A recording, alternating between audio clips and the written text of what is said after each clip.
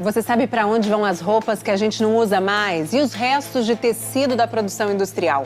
Qual é o destino do lixo têxtil no Brasil e no mundo? Pois é, milhões de toneladas vão parar em lixões aqui no Brasil, em praias na África e até no meio do deserto do Atacama, lá no Chile. E quem paga a conta é o planeta. Existe solução?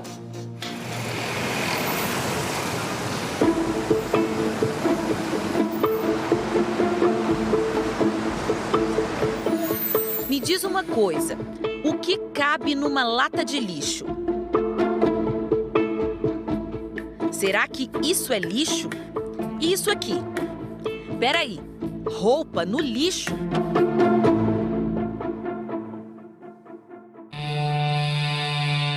Pois é, e não é pouca coisa não. Olha só essas montanhas formadas por peças de vestuário descartadas em Gana, na África, e no deserto do Atacama, no Chile.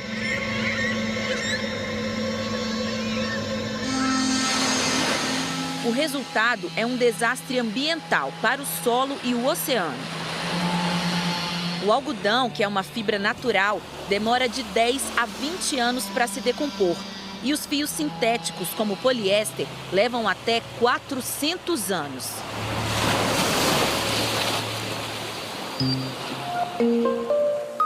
Quando a gente fala em lixo, é porque não dá mais para reaproveitar. Não é esse o caso dos tecidos. Tanto as roupas usadas quanto o que é descartado pelas fábricas tem outro nome: resíduo. E haja resíduo. Para dar conta de produzir, em média, 5.000 peças de roupa por mês, essa confecção de São Paulo gasta 8.000 metros de tecido. Então eu não pensava nisso. Quando a gente veio para o Bom Retiro, eu comecei a ver muito, mas muito descarte de lixo têxtil na rua. E aí eu comecei a pensar que a gente precisava dar um destino melhor para esse lixo, né? Mas, no fim das contas, onde vão parar todas essas sobras? Só aqui, na região do Brás, um dos principais polos de confecção do país, cerca de 45 toneladas de restos de tecido seguem por ali, junto com todo o lixo da cidade, rumo ao aterro sanitário. Mas tem um caminho, que é o caminho do meio. Profissionais autônomos levam parte desse material até empresas de reciclagem. Existe ainda uma terceira via, que depende do esforço de carroceiros e catadores como agentes de transformação. Então, para começar, a gente segue aqui, pelo caminho do meio. O caminho ele sai da minha mão, vai para o coletor. O coletor vai fazer o processo seletivo dele. São pessoas físicas, vamos dizer, não é uma empresa. Tecido ajuda pessoas. Nas mãos de gente como o Diego, o que iria para o lixo vira o sustento de famílias. É muita quantidade de tecido que vocês encontram nesse dia a dia de trabalho? Muita quantidade, e a gente às vezes não dá conta de trazer tudo, porque é muito cansativo fora isso também. A horário a gente não tem para acabar, a gente só vai até tá tudo limpo. Podemos acompanhar um pouquinho? Podemos. Vamos lá.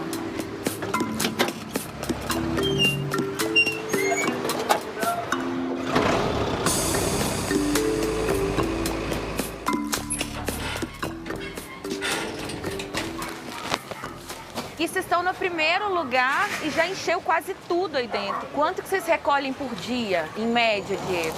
Por dia, umas 14 toneladas, né, pai? 14 toneladas. É o tempo todo o pessoal acionando vocês para poder buscar, né? O tempo todo. Todos os dias, nessa sala são cortados cerca de 30 rolos de tecido, de 60 metros cada um.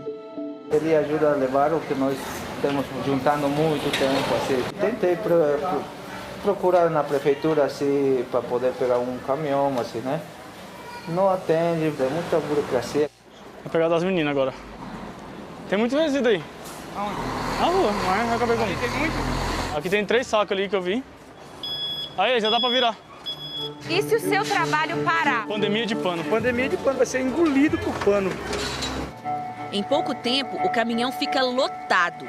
Tudo que eles recolheram vai parar no galpão da família. Tudo isso que está dentro desse galpão vai ser reaproveitado. Tudo vai ser reaproveitado, não vai sobrar nada aqui. Isso aqui pra gente é ouro. É ouro da família agora. Uma das maiores clientes do Diego é essa recicladora em Suzano, na Grande São Paulo, onde 2.000 toneladas de tecido por mês ganham um novo destino. Aqui, os pedaços são desfibrados e vendidos para virar recheio de travesseiros, bichos de pelúcia e revestimento de veículos. Mas esse não é o caminho que segue a maioria das sobras deixadas na rua. Todos os dias, a Prefeitura de São Paulo recolhe no Brás 16 caminhões de retalhos e leva para aterros sanitários.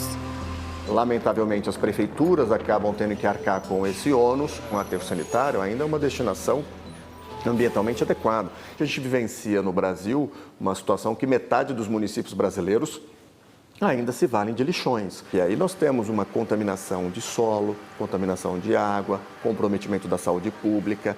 O advogado Fabrício Soler é especialista no assunto. A Política Nacional de Resíduos Sólidos é uma lei de 2010 e que traz a obrigação do gerador do resíduo fazer o gerenciamento, ou seja, que ele gere o resíduo e cuide do armazenamento, do transporte e da destinação final ambientalmente adequada. Na prática, a gente viu que não é bem assim que funciona. E perguntamos ao representante da indústria têxtil brasileira: quem são os responsáveis por essa quantidade enorme de tecido que está sendo descartado de forma indevida?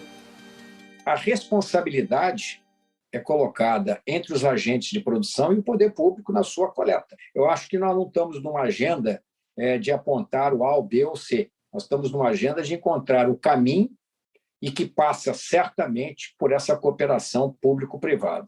Então, fomos até a prefeitura para saber. Qual é a responsabilidade da prefeitura quando o assunto é descarte de tecido?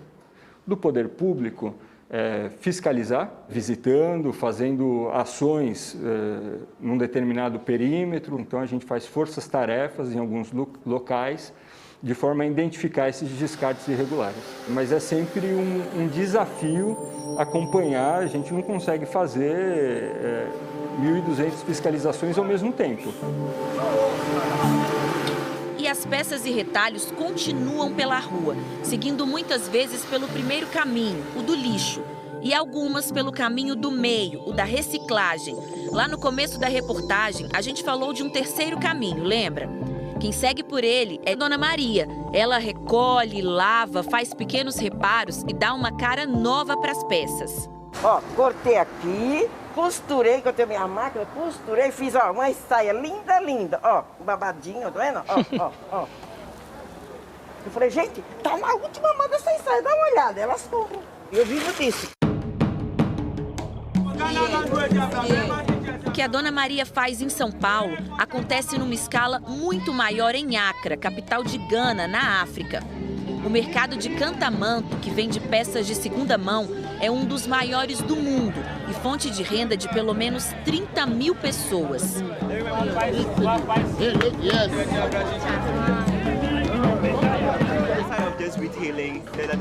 Esse é o Samuel, que é formado em moda e há 2 anos se dedica a pesquisar como funciona o mercado de usados. Ele está aqui há mais ou menos 40 anos, reciclando e vendendo camisetas e outras peças. Olha só, esta é uma peça finalizada do Cuco.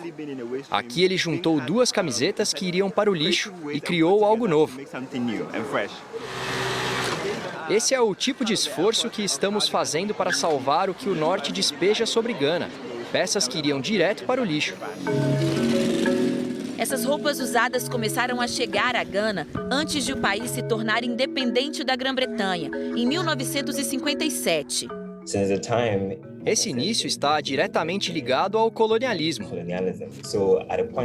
Naquela época, para ser aceito nas escolas, nas igrejas, nos escritórios, era preciso se vestir de uma certa forma. Quem estivesse usando tecidos feitos em Gana ou um traje original, por exemplo, teria de arrumar outra coisa para vestir. Hoje são 15 milhões de itens usados por semana, chegando ao porto de Accra, segundo a DEOR, organização em que Samuel trabalha. As peças chegam de navio e são vendidas nesses fardos. Quem compra não sabe o que vai encontrar. Já desembaladas, as peças são divididas por nível de qualidade. Só uma parte tem condições de ser vendida. E adivinha para onde vai o restante? Aqui é o ponto final das roupas que não podem ser vendidas no mercado. Depois de tanto trabalho, Samuel espera que ao menos o básico seja feito.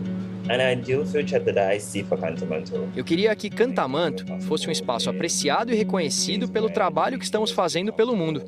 E não apenas isso. Toda a comunidade teria de ser recompensada, paga pelo que estamos fazendo ao longo de todos esses anos.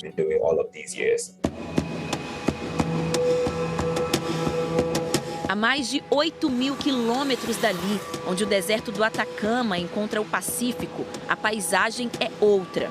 O oceano é outro. Mas essa montanha imensa de roupas no Chile tem a mesma origem que a de Gana. Elas chegam de navio em contêineres como esses e, quando não são vendidas, acabam despejadas irregularmente em lixões. É muito impressionante. Muito impressionante. Cara, a gente encontra de tudo aqui. Calça jeans, shorts, aqui mais um blazer, uma jaqueta, camiseta do Brasil. A jornalista Natália Tavolieri, do Profissão Repórter, foi até o Chile para mostrar os efeitos do lixo e do desperdício. A reportagem completa faz parte da nova temporada do programa, que estreia na próxima terça, depois do BBB. A gente não tem onde colocar essas roupas mais. O mundo já está cheio de roupas. Existe um meio ambiente por trás. Essa mudança ela precisa ser rápida, ela precisa ser radical. Só aqui no Brasil são produzidas quase 9 bilhões de peças. Isso dá uma média de 42 peças por pessoa a cada ano. Quando a gente compra a roupa, invariavelmente a gente vai se desfazer dessa peça. Seja passando para alguém, seja jogando no lixo, ou seja devolvendo ela em alguma loja em caixas de retorno para reciclagem ou reutilização dessa peça. E aí, então, a cadeia continua. Porque você tem o processo de recolher essas peças, transformar essas peças e inseri-las no ciclo novamente. Faz pouco sentido gerar uma demanda tão intensa para depois simplesmente descartar. A gente está em nível alarmante. Todos os tecidos que chegam nas mãos da dona Maria Eulina renascem. Eles viram mochilas, bolsas, pochetes. Ela coordena o Clube de Mães, que fica na cidade de São Paulo. Aí você gera trabalho para quem está desempregado, quem está na vulnerabilidade. Você sentir que esse ser humano que estava lá do outro lado, que não dava importância, quando ele pega numa camisa velha ou qualquer peça, uma calça, uma bermuda, ele sabe que aquilo não é lixo, que é uma peça que pode ser transformada. Quando essa pessoa toma consciência do que ela tem nas mãos, é nota 1000. Com o Fernando foi assim. Ele vivia nas ruas e descobriu um novo caminho. Ele cria chapéus. Me transformou a ser a melhor pessoa do mundo, pelo menos para mim. Tem um exemplo que eu dou ao meu filho, e quando eu vendo isso, ou quando eu dou isso para outra pessoa, eu me sinto mais feliz. Então o chapéu realmente é uma conquista de vida, principalmente para aquele que acredita que pode recomeçar. É o que eu acredito. Vou até colocar ele aqui, porque me emociona, sabe? Eu acreditei nisso. O Brasil, além de ter toneladas e toneladas de resíduo, não está nem aí, nem para a pobreza e nem para o meio ambiente, muito menos para a educação. Isso é educação. E quem disse que isso aqui não pode ser moda? Isso é moda. E com respeito.